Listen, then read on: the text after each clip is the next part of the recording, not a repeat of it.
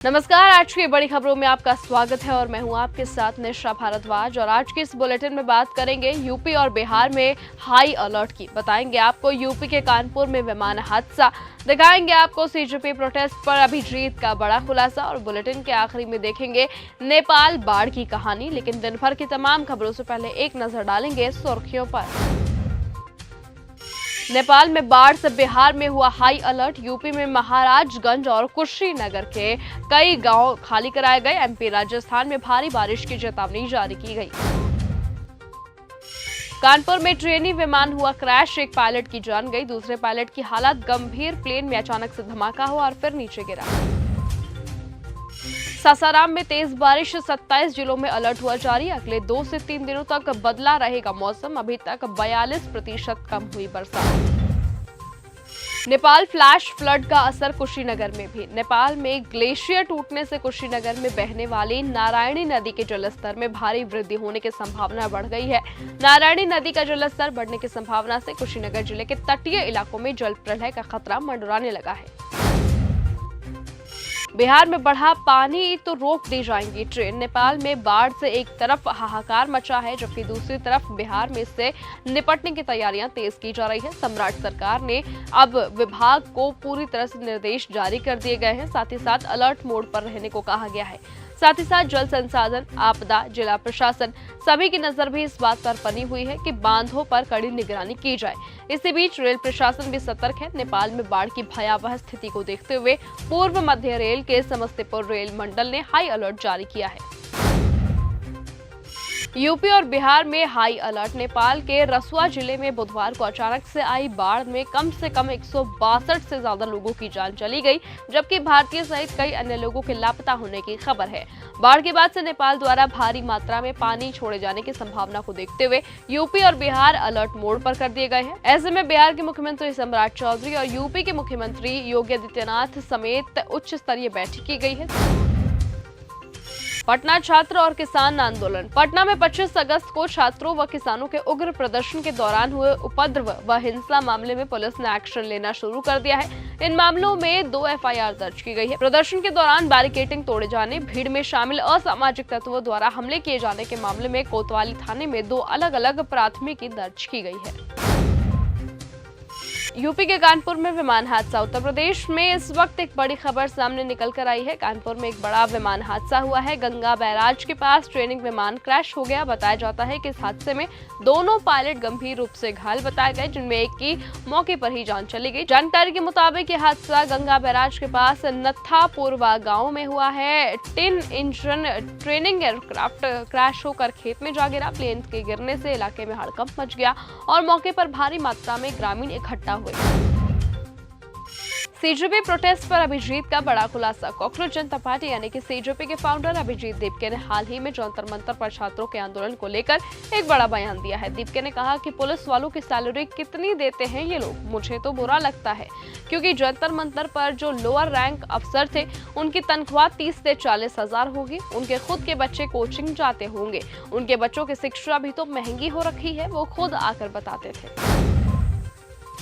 भोजपुरी बवाल पर मचा संग्राम। जनशक्ति जनता दल के प्रमुख तेज प्रताप यादव से जुड़े भोजपुरी बवाल कार्यक्रम को लेकर विवाद खड़ा हो गया है। पार्टी की ओर से जारी एक बयान में पूर्व सहयोगी मोतीलाल राय पर जियो हॉटस्टार की टीम और अधिकारियों को फोन कर कार्यक्रम का प्रोमो रुकवाने के लिए दबाव बनाने की धमकी देने का आरोप लगाया गया है।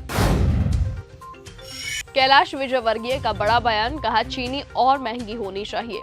मध्य प्रदेश के संसदीय कार्य मंत्री और बीजेपी के नेता कैलाश विजयवर्गीय ने चीनी की बढ़ती कीमतों को लेकर एक अजीबोगरीब बयान दिया। उन्होंने कहा कि चीनी बड़ों के लिए महंगी और बच्चों के लिए सस्ती होनी चाहिए। विजयवर्गीय ने इसके पीछे ये तर्क दिया कि चीनी बुजुर्गों के स्वास्थ्य के लिए जोखिम पैदा करती है, जबकि दूसरी ओर कहा गया कि 40 साल से अधिक उम्र के लोग चीनी खाना पूरी तरह से बंद ही कर दें।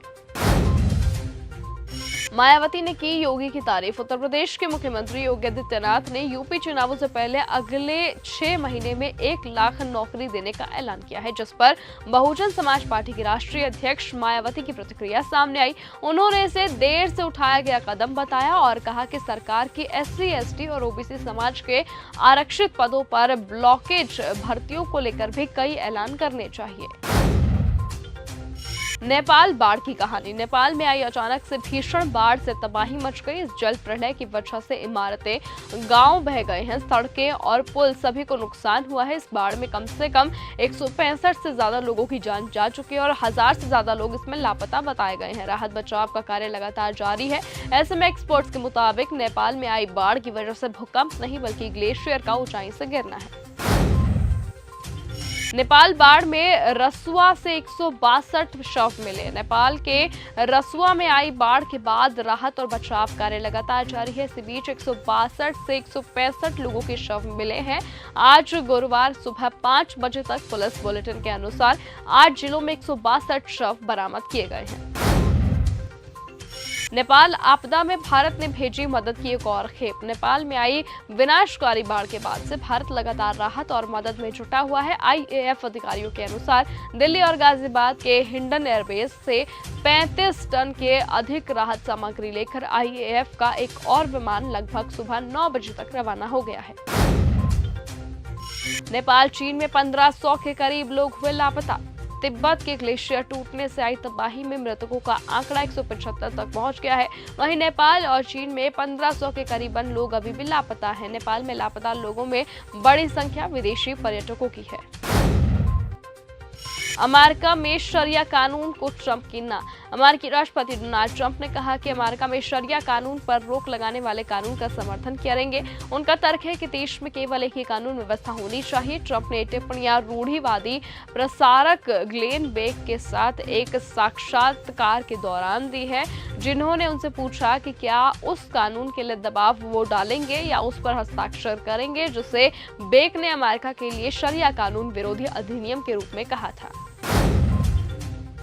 ईरान के तेल और करेंसी पर गहरा संकट। ईरान में युद्ध और अमेरिकी प्रतिबंधों ने इकोनॉमी की कमर तोड़ दी है। रियाल रिकॉर्ड निचले स्तर पर है। पेट्रोल की कमी लगातार बढ़ती जा रही है। देश में कई पेट्रोल पंप बंद होने की कगार पर अब पहुंच गए हैं।